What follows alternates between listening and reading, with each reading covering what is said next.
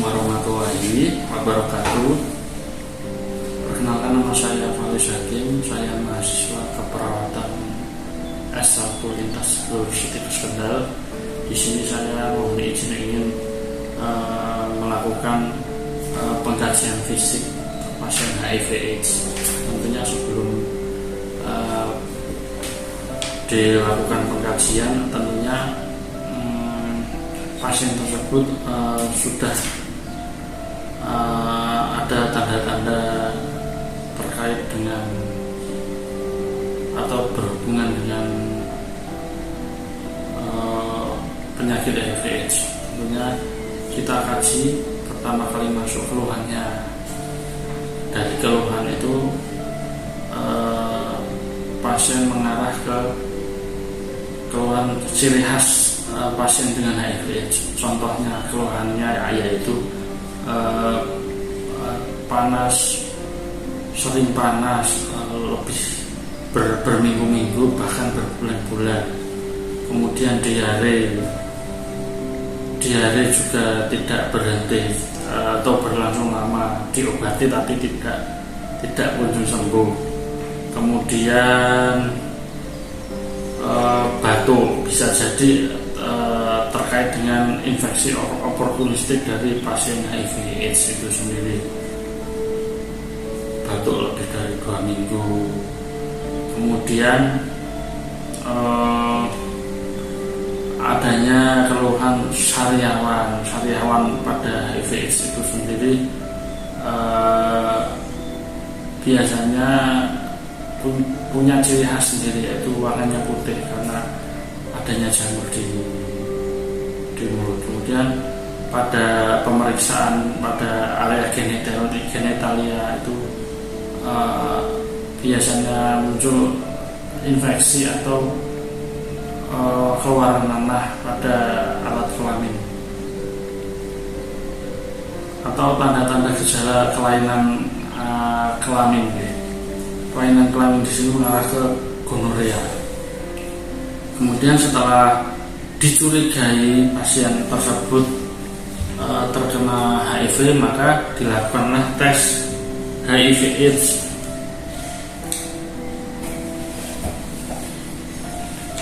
Jika pada pemeriksaan tes HIV/AIDS, tes 1, 2, 3 ternyata hasilnya positif semua, atau hasilnya 1 negatif, 2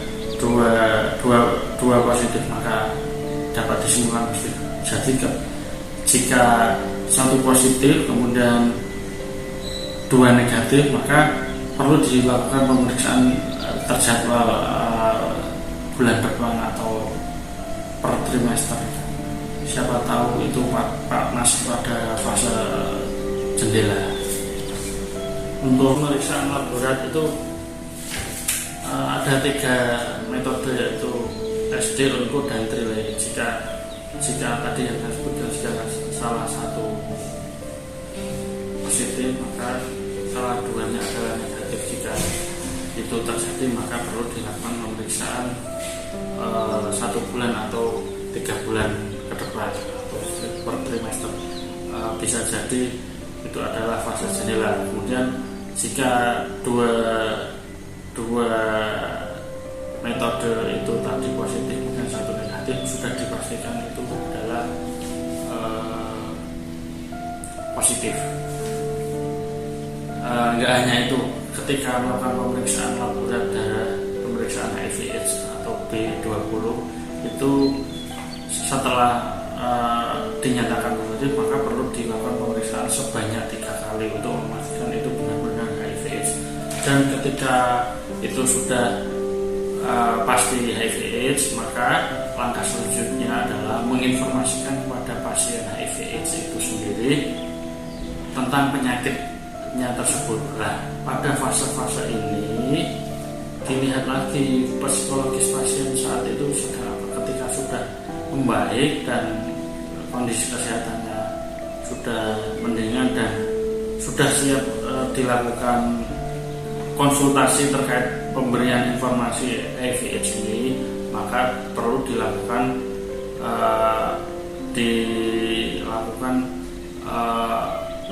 konsultasi dengan tim VCT yang ada di rumah sakit atau klinik atau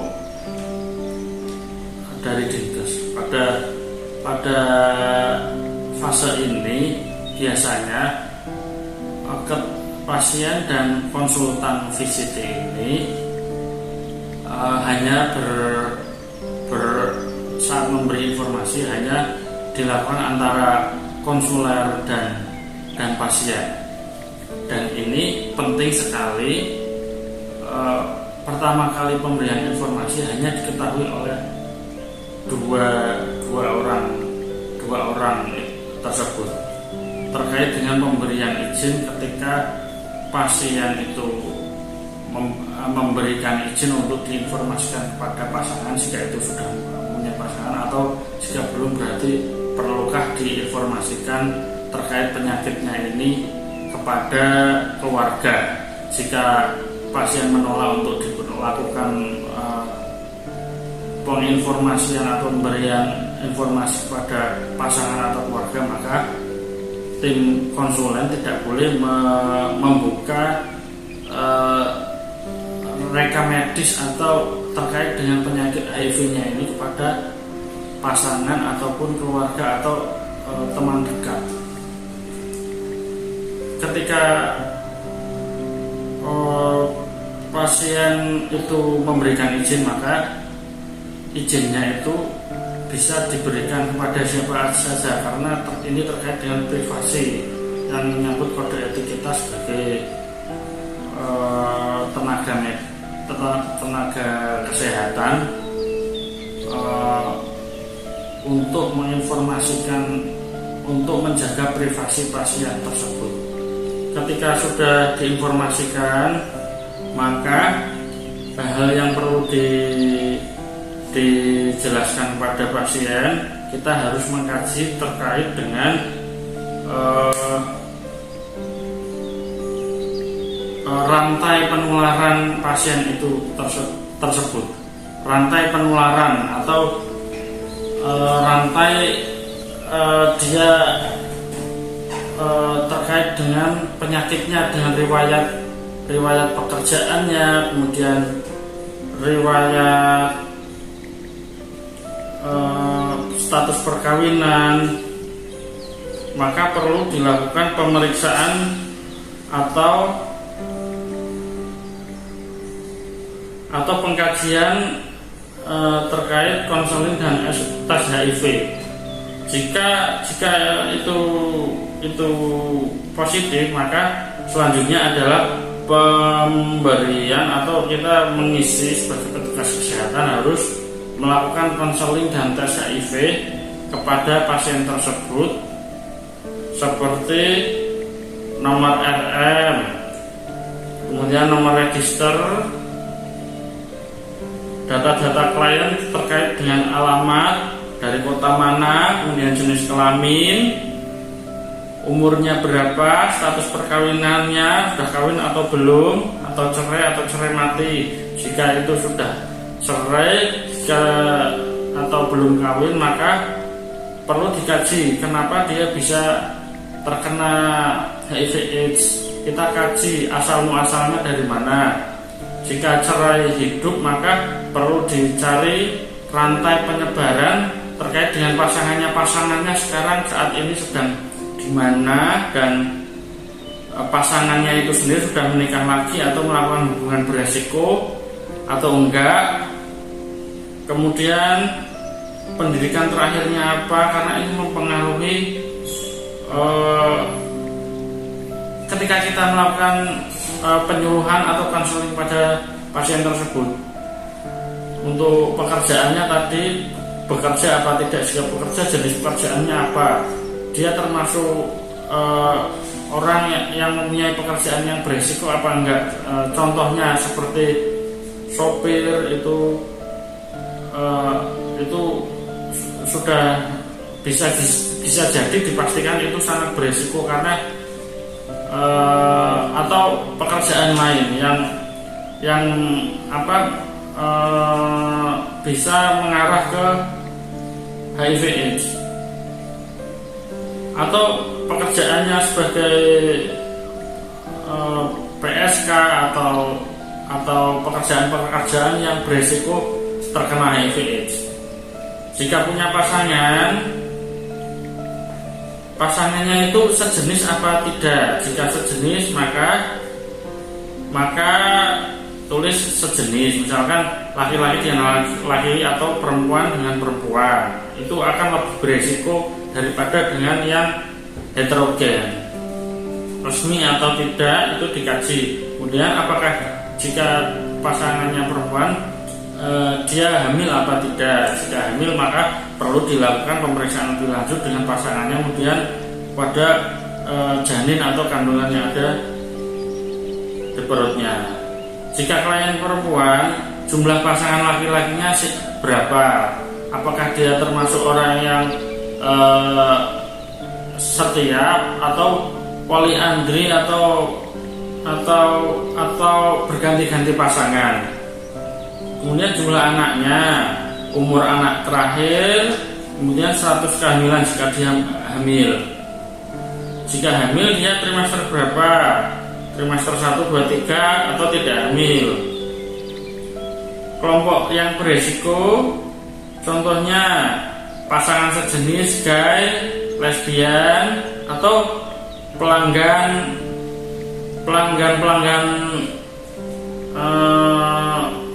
PS atau pasien TB. Pasangan resiko tinggi, contohnya pasangan resiko tinggi adalah biasanya pasangan-pasangan LDR. Jadi bisa jadi ketika suami atau istrinya jarak jauh, maka dia mengalihkan perhatian kepada pasangan yang lain atau yang lain-lain ya. Untuk tanggal konseling pra tes HIV itu ditulis tanggalnya berapa. Dia dicurigai HIV itu tanggal berapa, itu ditulis pada konseling dan tes HIV. Untuk alasan tes HIV, tuliskan di konseling tes HIV ini ingin tahu saja akan menikah atau merasa beresiko, tadi diketahui tanda dan gejala, atau mungkin gratis, atau untuk bekerja, atau ada gejala-gejala tertentu. Kemudian tes ulang atau window period namanya, atau bisa jadi dirujuk LSM. Kalau alasan lain bisa ditulis alasan lain. Kemudian alasan mengetahui adanya tes adalah dari brosur, petugas outreach atau koran, poster, TV, layanan konselor, dokter, teman atau lainnya. Ini ditulis lengkap ya. Untuk riwayat tes HIV sebelumnya sudah pernah tes atau belum? Kalau iya, di mana? Sebutkan. Jika hasilnya reaktif, tulis reaktif. Jika non reaktif, tulis non reaktif. Jika tidak tahu, tulis tidak tahu. Kemudian harinya hari apa. Kemudian kaji tingkat resiko. Contohnya hubungan seks vaginal beresiko kapan? Dia melakukan hubungan yang di luar nikah atau beresiko dalam hal ini adalah melakukan hubungan seks sejenis atau bukan pasangannya, atau pernah melakukan atau menggunakan peralatan jarum suntik secara bergantian dengan jarum suntik, atau transmisi ibu ke anak, tadi yang ibu hamil ternyata HIV, kemudian bisa jadi tertular dari ibunya.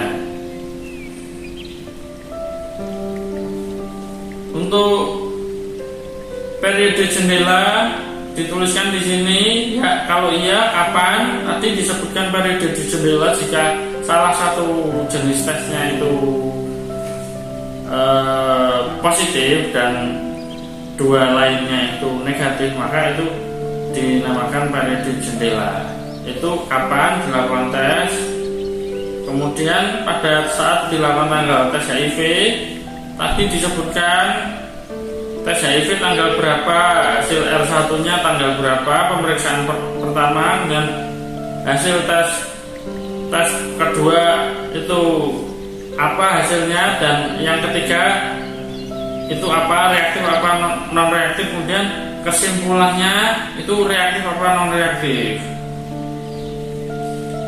Kemudian setelah dilakukan penginformasian pada pasien bahwa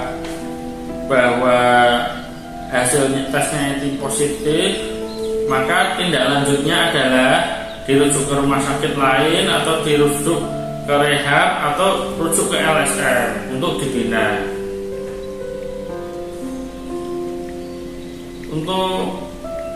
Atau bisa jadi rujuk ke klinik TB atau rujuk ke klinik metadon atau udah rujuk ARV karena mungkin terjadi resistensi dan ketidakpatuhan terhadap ARV. Untuk di sini disebutkan nama konselornya siapa dan kliniknya klinik apa, disebutkan ditulis di sini. Seperti itulah untuk pengkajian pasien HIV/AIDS. Untuk kurang lebihnya, saya kira pasien HIV/AIDS itu unik ya. Untuk pencatatan dan pemeriksaannya itu sangat unik dan tidak sama dengan penyakit lain, karena ini penyakit yang cukup sensitif jika itu pasien tersebut mempunyai pasangan atau keluarga, karena HIV ini sangat mempunyai privasi yang tinggi. Setelah proses konseling selesai, maka tugas tim VCT yaitu melaporkan hasil tes HIV ini kepada Dinkes setempat untuk di follow up sehingga mempersiapkan lingkungan dan konseling selanjutnya secara kontinu, sehingga pengawasan pasien HIV/AIDS ini senantiasa tetap berlanjut dan dilakukan pembinaan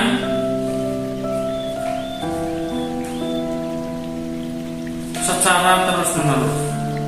Berikut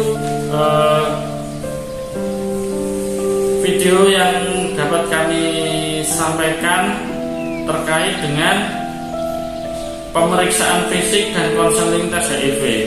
Semoga bermanfaat. Kurang lebihnya saya mohon maaf. Wabillahi taufiq wal hidayah. Wassalamualaikum warahmatullahi wabarakatuh.